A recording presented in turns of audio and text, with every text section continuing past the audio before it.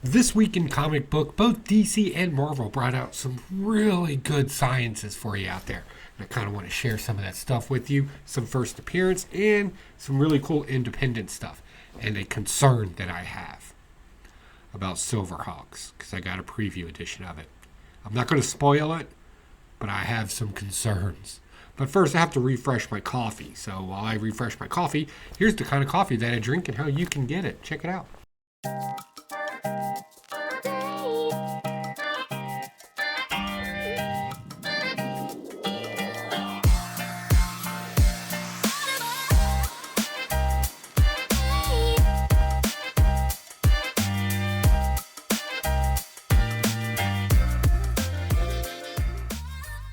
All right, guys, we're just going to kick this off with my favorites right up off the bat. No cutscenes or anything like that. I think I'm adding too much of them. So let's jump right into it with Metamorpho number 2. Now, I've been digging this. I hear you all out there in the comic book community. A lot of you don't like this book. I don't know why. This is really cool. It takes a lot of old school stuff that a lot of collectors like, and it doesn't forget about, it lives in a newer world. I like this concept, especially this issue. The lengths people will go to stay relevant in the eye of the public. It really does that, to the point to where Metamorpho's girlfriend, she's actually a horrible person, but I digress. Taping, private conversations with people and putting them online. I'll be honest with you, when I see that stuff online, it's so annoying to me. I hate that stuff. No. But we also get a really cool bit of science in here. What happens when you break down molecules to a fine powder and add a little bit of a heat source, especially organic stuff? Flame happens, right? Kind of went through that and kind of explained it in here, and I couldn't be more happy by that because it was accurate. It doesn't matter if it's glucose, wheat. Like, you hear about silos out in the Midwest. You drop a match in one of those things with all the dust in it, it's going up, right? Anything with fire, I'm kind of on board with, and I thought this was pretty fun. It's interesting. We also get a callback to a character who's kind of cheesy. He's kind of like an Austin Powers, if you will, in the comic book world. His name is Mad Mod. If you want to know more about Mad Mod, you're going to want to check out Teen Titans number 6 from 1967.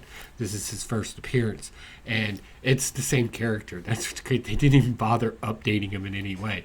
He's just a cheesy, 70s advertising gimmicky salesman, and I thought it was great. It was funny. It was a little levity to the comic book, and it was great. So yeah, meaningful message, a little bit of science, some cheesiness, solid comic book. I enjoyed it. Doctor Doom and Rocket Raccoon. They just called it Rocket, but I have to say, I have to add a cheesy little rhyme to it. I really did enjoy this book. Oh my God, because it brings in one of my favorite subjects of all time. It kind of brings in space and time and some kind of abstract physics out there, if you will. And I really like this because it talks about entropy. Now, entropy is a measurement. It's not an actual thing. It's how to measure chaos inside of something. It's a simpler, you can get a little bit more complicated, but for conversational sake, that's what we're going to go with. That's going to be important because Dr. Doom wants to travel just on the other side of the Big Bang Theory. We can't call it time, we can't call it space, because it wasn't any of that. Big Bang created all that. This is where entropy is going to come in. So what does he do? He grabs somebody that he can kind of trust, really good engineer, Rocket Raccoon. We all should know that Rocket Raccoon's kind of a big brain, right? They kind of showed it in Guardians of the Galaxy. They've been showing it in the comic books, but if there is truly something that Doctor Doom can dream up, more than likely Rocket Raccoon can build it. Thing I didn't like, they added some woo-woo to this, right? A piece of his soul, some magic spell, woo-woo box. Whatever, just ignore that as far as I'm concerned. You do have to explain a power source. But Rocket Raccoon brings up, hey, we can't use a time machine. Because you want to go past time. So what do? He brings up this kind of concept, well, we need to travel through entropy. Now, I said it was a measurement to some degree, right? That's where you get kind of complex with everything. But all entropy is, right? If you think of a cup of coffee, we like coffee here. right? And you have the coffee and you have the sugar, right? To get the reaction that you want with these two, right now they're in low entropy. The moment you mix them together and stir it, there's motion, energy, right? Things are changing, right? That's entropy, right? That's the chaos that's kind of happening in there. Anytime you get a reaction, explosion, even in like physical labor, right? Entropy can be defined. Think of a messy room versus a clean room. Clean room, low entropy. Not much energy is being stored there when everything's separated and put away. Messy room, lots of entropy has to happen because you got to put everything away, fold it up, just turns into twice the work, right?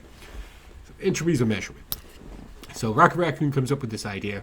We have to travel through entropy to get on the other side. He gets on the other side, and of course, why does all this exist is part of the question, and the why is the answer. I thought that was interesting.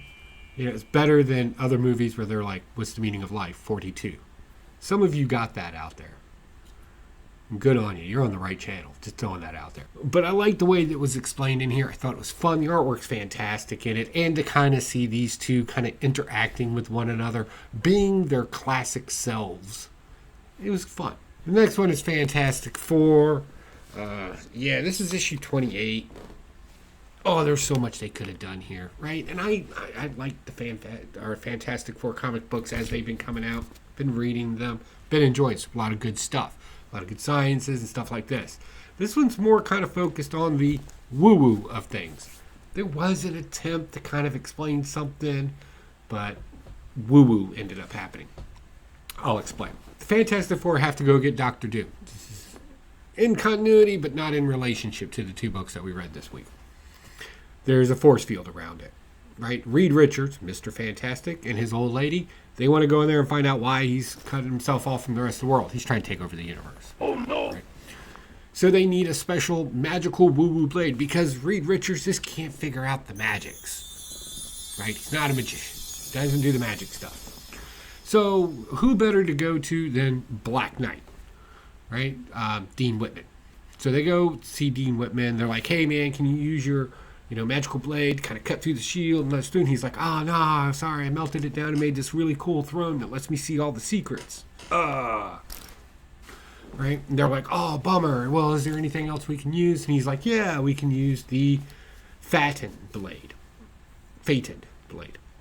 Something blade. It's Fated. Fated? Whatever. Call it what you want. Doesn't really matter. So for some reason, to go find this unfindable blade, they decide to go back to the trenches of World War I because they think that's the best opportunity to find it. Mind you, this thing was made in the 13th century. It doesn't really explain why. They're just like, this is the best time we could. I'm like, no, there's a lot of other times you could have between the 1300s to 1900s. Yeah, there was plenty of time you could have looked for it at a different time, but whatever, man. I'm not. That's weird. There's weird logic going on there. So they end up finding the blade because it would have been cool if they explained just one dialogue bubble how to make your own metal detector. Like, it's literally that easy. To some radio part. Like, they could have made them back then with the equipment that they had. But no, we're not going to do that. They pull the blade out and they're like, yay, we found the blade. Right? And come to find out, this whole time, woo-woo was involved because Dr. Doom really took over the Black Knight, right? And was controlling him. But luckily, because Black Knight is super good with the physics too, he wrote a problem that doesn't make any sense and slipped it to Reed Richards. So Dr. Doom captures all of them. He's got them in some pocket dimension thing. And then all of a sudden, Reed Richards, who can't do the magics, never good with the magics, has been failing with his research in the magics, figures out that the physics problem that the Black Knight gave him earlier was actually a magical word that would teleport him away from Dr. Doom. So he says the word. I think maybe, I don't know, this is where I need your help. I think this is the first time Reed Richards has physically used magic.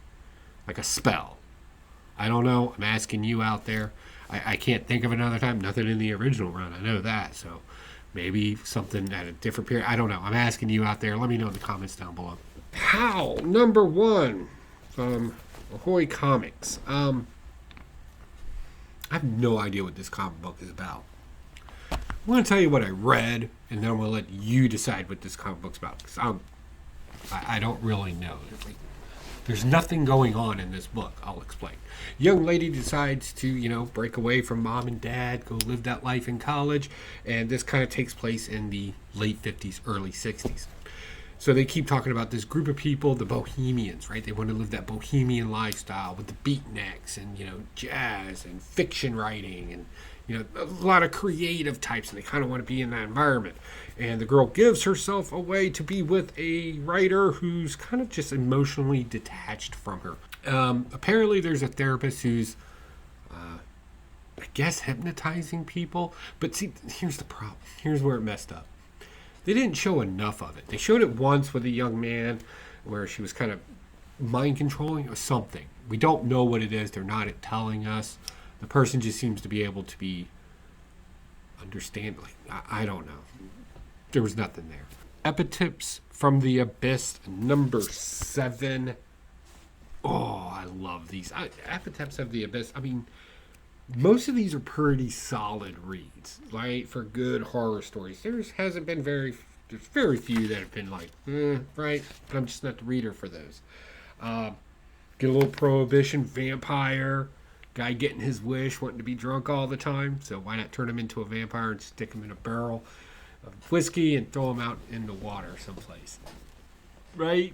And last but not least, I got the Ashcan version edition of Silverhawks coming out, and I almost wish I didn't get this. So there's no dialogue in here, so I can't spoil the story for you. What I can say is I'm not very impressed with the artwork. Again, I hate talking about artwork. I really do. But we should have seen a lot of these preview covers now and just how fantastic they look. And I'm going to be honest, the artwork on the inside is kind of chintzy. It's just not here. There you go. There's your first panel, your first page right there.